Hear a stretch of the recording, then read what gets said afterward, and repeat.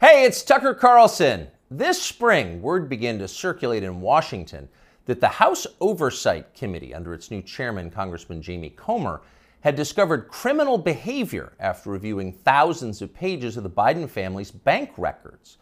Now, publicly, to the extent they responded at all, the White House dismissed the investigation as, of course, politically motivated.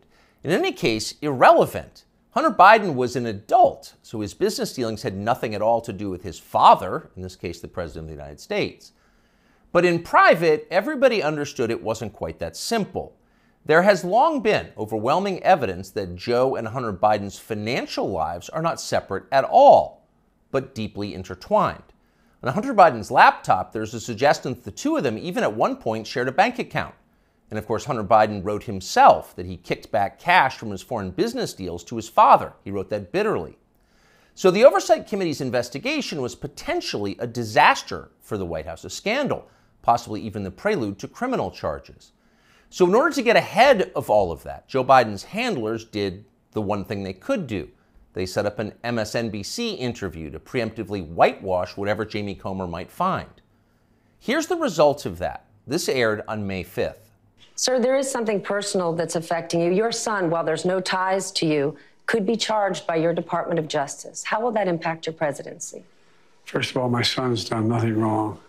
I trust him. I have faith in him. And it impacts my presidency by making me feel proud of him. Okay, time for the master class for free. You can audit it. Here it goes. Sir, showing appropriate respect, says the shill, there is something personal that's affecting you. Note the wording. Personal, not of public concern, nothing law enforcement might be interested in, but personal, a sad family tragedy. That's the framing. And then this, a sentence choreographed to the letter. Your son, while there's no ties to you, could be charged by your Department of Justice. Got that? Well, there's no tie to you. So the answer is, in fact, in the question. Whatever Hunter Biden goes down for, and we know he is going to be charged because MSNBC said so, but when that happens, that's Hunter's problem. It's got nothing to do with Joe Biden. Rest easy, America. 5 days later, the Oversight Committee released its findings, and they were, in fact, devastating. Quote, bank records show the Biden family, their business associates, and their companies, their many companies, received over $10 million from foreign nationals and their related companies, the committee wrote. Investigators had, quote, identified payments to Biden family members from foreign companies while Joe Biden served as vice president and after he left public office. So actually there was something there. It was a scandal. Racketeering, money laundering, wire fraud, those are some of the crimes the Bidens seem to have committed, in addition, of course, to selling out the United States for cash. So what would happen to them? Well, Donald Trump had an idea, quote, they'll hit Hunter with something small to make their strike on me look fair. Trump wrote that about 2 weeks ago, and it turned out those were prescient words. This morning, Hunter Biden pleaded guilty to pretty much nothing. Biden pled to 2 misdemeanor tax evasion charges, then entered a diversion on a federal gun charge. That's it. As far as Merrick Garland's Justice Department is concerned, Hunter Biden is done. There was no pre-dawn raid carried live simultaneously on CNN. There was no perp walk, no handcuffs, no press conference. Above all, there was no felony. Hunter Biden, who broke federal gun laws, can still carry a gun. It's like it all never happened. In fact, the Justice Department just baptized Hunter Biden, a lifetime of sins washed away in an instant. It was a secular miracle. Most miraculous of all, Hunter Biden somehow escaped a FARA charge. FARA is the Foreign Agent Registration Act, and it is exactly what its name suggests. Under federal law, if you are acting as an agent of a foreign nation in Washington, you are required to register with our government to let everybody know. Well, for decades, pretty much nobody in Washington did register under FARA, and precisely no one was ever prosecuted for it. No one. But starting several years ago, the Justice Department began sending people to prison on FARA violations. The official explanation was, we're cracking down on foreign influence in Washington. And of course, privately, everyone in Washington laughed. They knew that was absurd. In fact, it's the opposite of the truth. Foreign powers have never had more power in Washington. Their agents are everywhere, in every federal agency and throughout business. down to and including in executive positions at various social media companies. The Biden administration knows all of this, and it's not a problem. In fact, it's their policy. From the administration's perspective, the concerns and the demands of, say, the Chinese government, or particularly the Ukrainian government, are far more important than the needs of American voters. We're cracking down on foreign influence. Please. The point, the only point of enforcing FARA, after decades of ignoring it, is to harass and imprison high-profile political opponents. Trump donor Elliot Broidy pled to a FARA violation a few years ago. So did Trump campaign manager, famously Paul Manafort. He went to prison. Last year, the DOJ went after Trump confidant Steve Wynn under FARA. But in the end, the Biden administration overreached so comically that the whole thing was thrown out by a judge. But they tried. So as long as they're trying, if it was a fair system, Hunter Biden would be first on the list of those next to be charged with a FARA violation. In fact, many of them. Hunter Biden was a foreign agent. He never registered as one.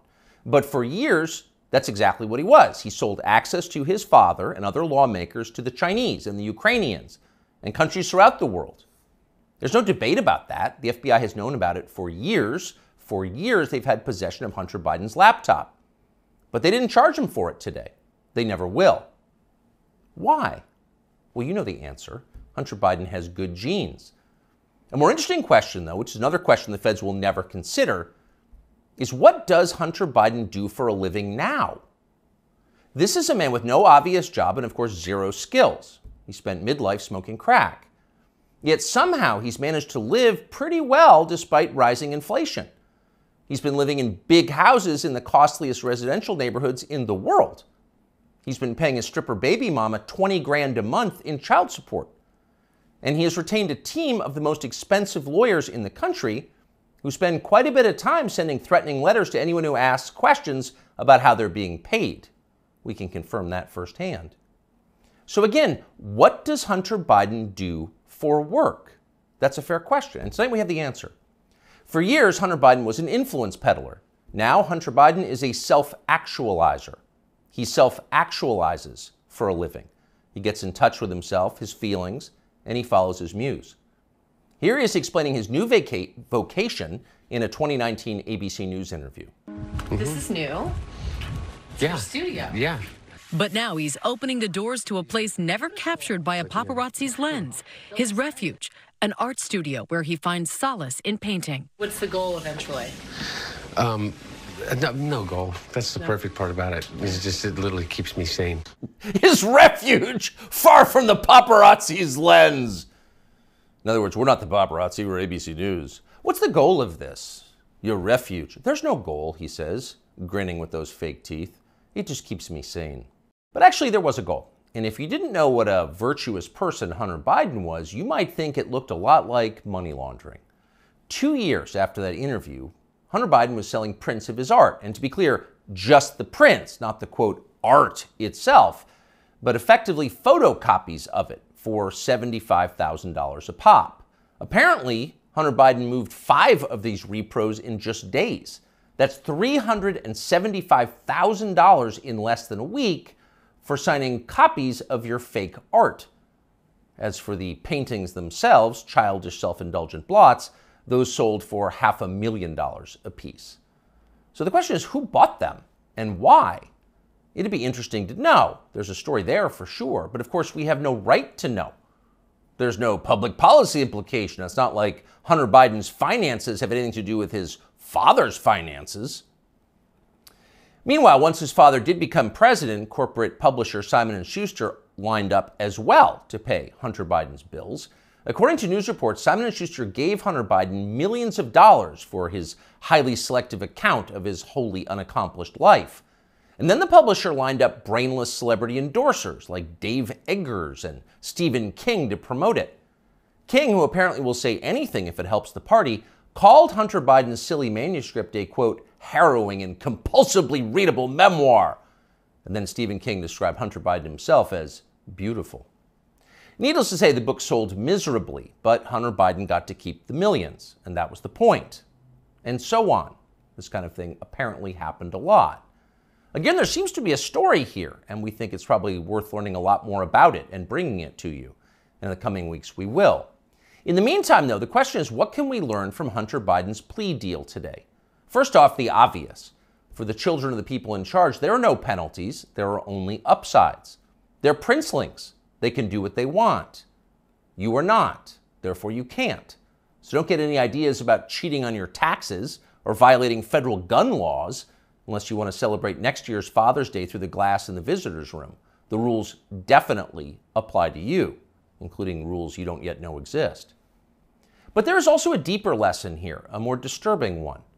What we're watching through Hunter Biden's life and through the Biden administration, now entering its third year, is the total inversion of virtue. What was once considered admirable is now derided as stupid, if not racist. That would include achievement, intelligence, honesty, self-control, humility. Those are features of the old America. Those were yesterday's virtues. They are gone.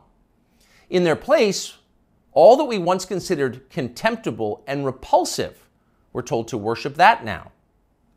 Here's a small example, but we think a revealing one. In addition to his many other sins, Joe Biden has hired what has to be the single dumbest, nastiest, most dishonest, most ridiculous person he could possibly find for the very public position of White House press secretary. There's a point to it, of course. It was a humiliation exercise. It was designed to degrade the country and dispirit the rest of us. That's the White House press secretary? Shut up! But here's the thing. The White House press secretary herself has no idea why she's in the job. She thinks she's amazing. Here she is in a clip we just saw. A year in this role, there's been a couple of things that has made me incredibly proud. Many things that made me incredibly proud to be at that podium during this historic moment. Again, this is a historic administration. I'm a historic figure, and I certainly walk in history every day. I'm a historic figure? Imagine saying that. I'm a historic figure, but she does. And she says it in a burst of sincere self-congratulation, marked by her signature bad grammar. Illiterate, but proud. Of course she's proud. Karine Jean-Pierre is now a historic figure, just like Hunter Biden is now an important artist.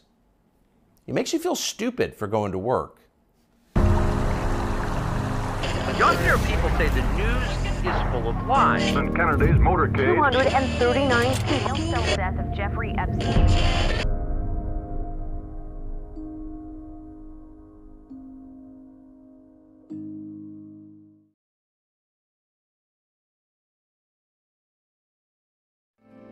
Because the flag still stands for freedom, and they can't take that